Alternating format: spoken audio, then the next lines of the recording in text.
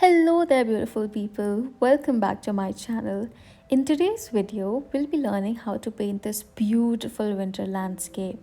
This video is slightly longer than the usual videos, but if you think it's a little slow somewhere, you can always speed up the process.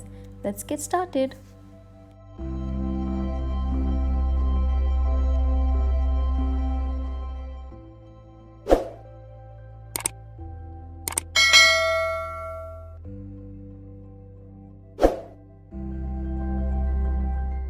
The supplies that I'm using are these 300 GSM 100% cotton paper by Archie's, some watercolor paints of different brands like Schminke and White Nights. The exact shades will be listed below. I'm using these brushes from the Silver Black Velvet series, 2 jars of water, one to clean off our dirty brush and one for the clean supply of water, a mixing palette, tape and pencil. Our very first step is to tape down our paper. So I'm using this wooden board because I really like moving around my surface or my painting here and there. So that's why I've picked up this wooden board as my surface. And using a reference picture, I'm just going to sketch the very basic elements of the reference picture. So I will be listing the reference picture in the description box below so that you can refer to it as well and you can use that as your reference and sketch it. So the first thing that I have done is to just sketch the ground and create the cabin at the back. So I'm going to roughly sketch it. I can see those elements like the cabin and the trees. So those are like our major factors of our painting. So I'm just going to roughly sketch everything out. Don't forget to roughly add those tiny grass on the ground as well that you see. That makes it easier for us to add the shadows later. Let us start by painting the sky. This process is really fun, so I hope you enjoy it as much as I do. We're going to load our brush with some clean water and apply an even layer of water doing a cross swatch. Make sure that you go around the cabin carefully because we will be painting the cabin later and adding shadows to the snow.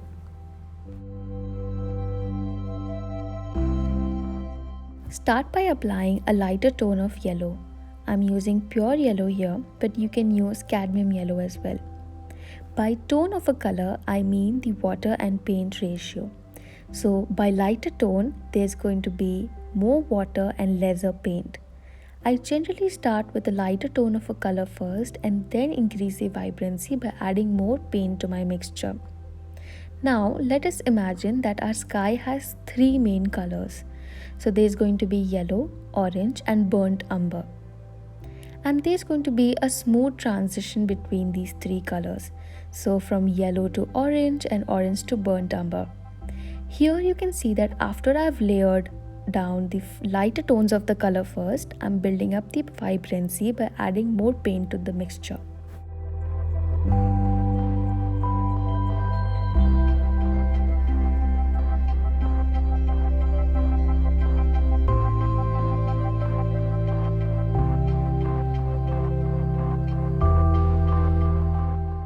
I'm going to add burnt umber on the top to show the darker colors or the clouds in the sky during the sunset. Load your brush with some burnt umber, taking a lighter tone of it first and gently dab it on the paper. Since we're doing a wet on wet technique here, the paints will spread on their own. We just need to guide them a little.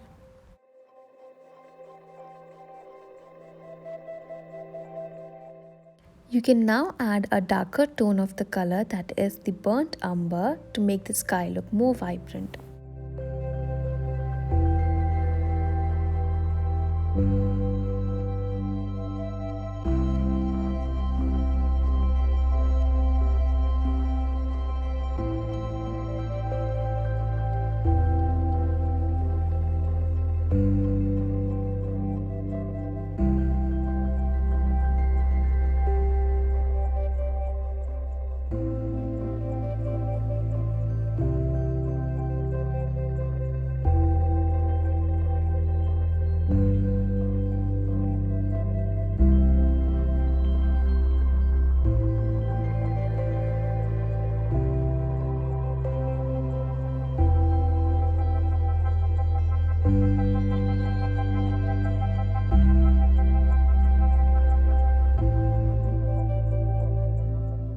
Once you're happy with how your sky looks, we're going to move ahead and make these far off bushes at the horizon.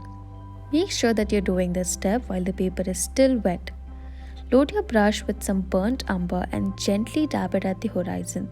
The paint will spread on their own since the paper is still wet, and that is just so magical.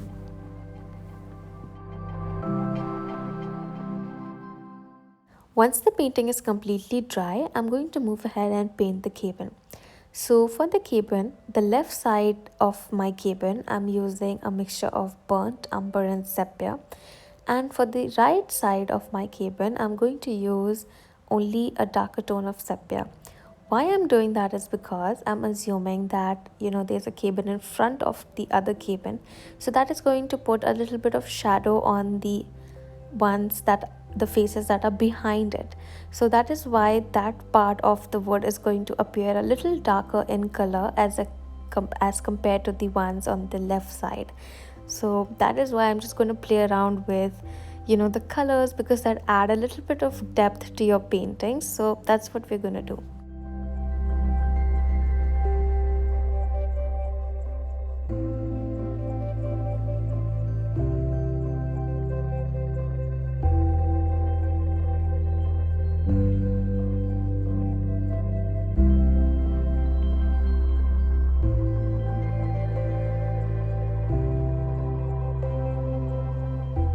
Let us now move ahead and add the reflection and the shadows on the snow that is on the ground. So as you could see in the reference picture, there is some light that is being reflected by the snow of the sky. So there's going to be a bit of yellow and orange, and also the shadows that is falling because of the tree or because of the other elements, maybe some grass. So that is what we're going to show here. So using my brush, I'm going to add a clean layer of water, and then I'm going to move ahead and add the lightest tone of yellow and orange, and then I'm going to move ahead and add the lightest tone of the Payne's gray. So there's no particular order in which I have in mind that I'm going to do it, but the only thing that I'm going to keep in my mind is that there's going to be more shadows at far away, which is under the cabin, and the at the horizon line there's going to be more shadows. And also, you remember we sketched a tree which was in front of the cabin, so over there, because of the tree, there's going to be some shadows. That is just the main thing that I've kept in my mind. And I'm also making these little dots, as you can see. So why I'm doing this is because I'm going to make little grass or little twigs on it, and this just gives it a better idea for me to know where I have to put the grass. And I've also sketched the grass earlier, and then I'm adding some wet on wet splatters. So yeah, and then I'm going to leave it to dry, and I'm going to move ahead and paint the roof. So for the roof, I'm going to do the same thing. So like there's snow, there's going to be some reflection and the shadows. So it's going to reflect the colors of the sky, and there's also going to be some shadows. So the shadows will be shown by the Payne's gray, and the reflection will be shown by the lightest tone of yellow and orange mixture. So as you can see here, I'm painting the bottom portion. So imagine there's a slant, and the top portion, which is closer to maybe the sky, is going to reflect the color of the sky. So that's why I'm adding yellow and orange, a mixture of that at the top. And the bottom portion is going to have some shadows, and that is why I'm adding Payne's gray there. I am going to add the shadows and the reflection in the same way that I told you earlier on all the three roof surfaces that we've sketched out.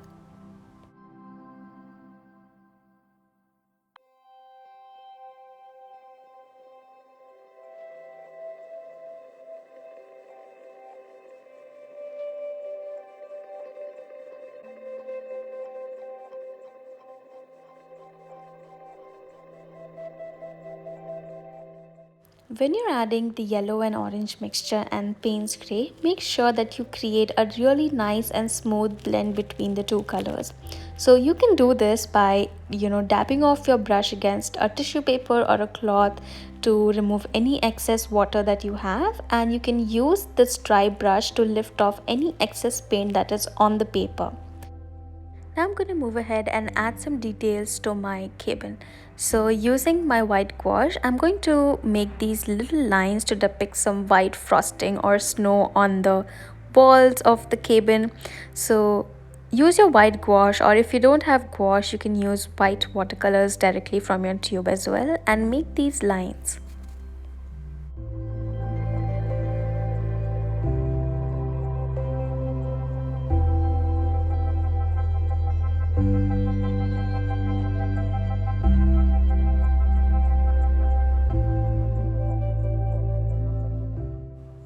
Using a darker tone of sepia, I'm going to move ahead and add little details such as windows and doors on my cabin as well.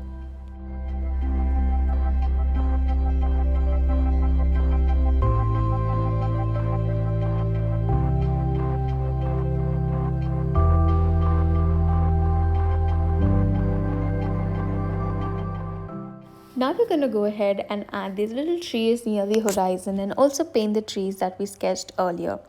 Painting these trees is going to be a little bit of a time consuming process, but this is the heart of our painting, right? So we have to enjoy it to the fullest. For the little trees near the horizon, I'm going to use a mixture of burnt umber and sepia, and for the tree that is next to the cabin, I'm using a lighter tone of the same color. Why I'm doing that is because let us assume that our light source, that is the setting sun, is behind the cabin, and since this tree is next to the cabin, because of the setting sun, some sun rays are falling directly on the tree, which is making it appear to be of a lighter color to the observer, that is our eyes.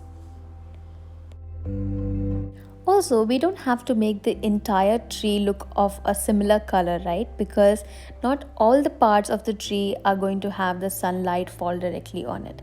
So for the main trunks and some branches towards the right side, I'm going to use a darker tone of sepia.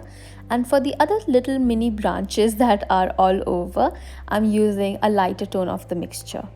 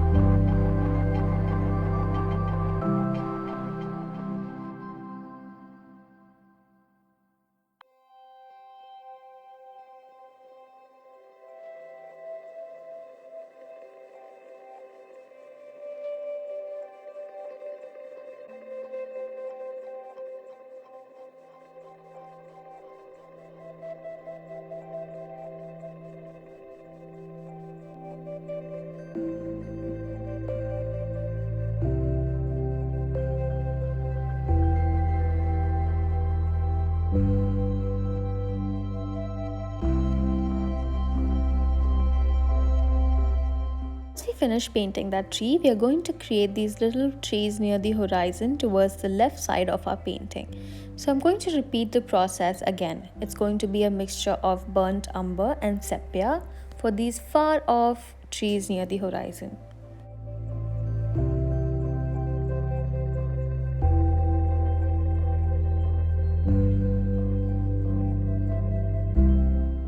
Using a lighter tone of the burnt umber and sepia mixture, I'm going to add another far off tree. The process of painting this tree is fairly similar to the tree that we painted towards the right side.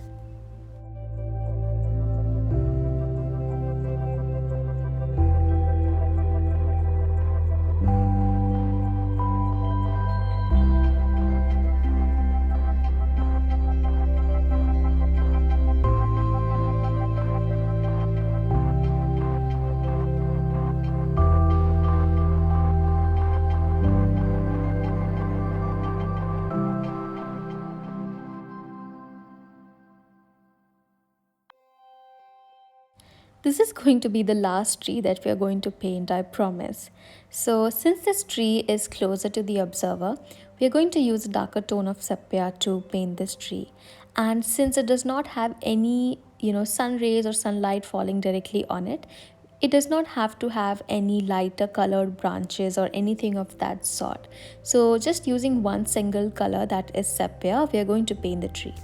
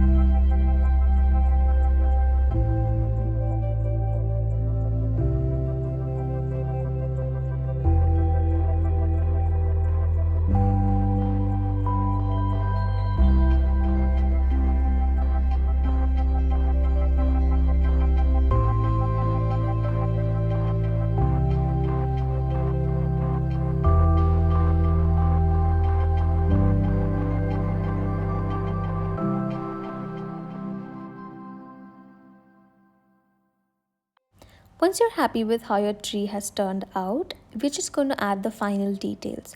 I'm adding these little twigs next to the tree, and also remember the shadows that we painted. So we have to add grass on that as well. So I'm just going to move ahead and add those little details.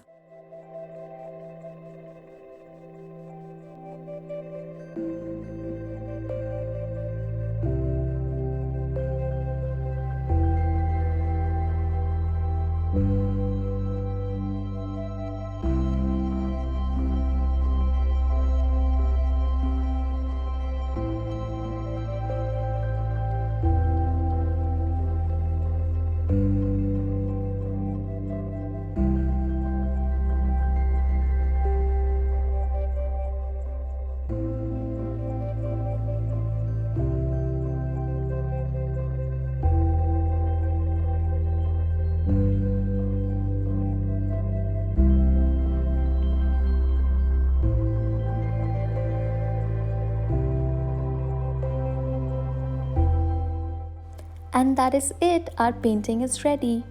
I hope you enjoyed watching today's video. It was a little longer than the usual ones, but if you've stuck around till here, you totally deserve a chocolate from my end. Let me know what you think about this painting in the comments section below, and if you recreate this, then don't forget to share it with me on my Instagram at The Simply Aesthetic. Do like, share and subscribe to my channel for more art videos, and I will see you in the next video. Bye bye.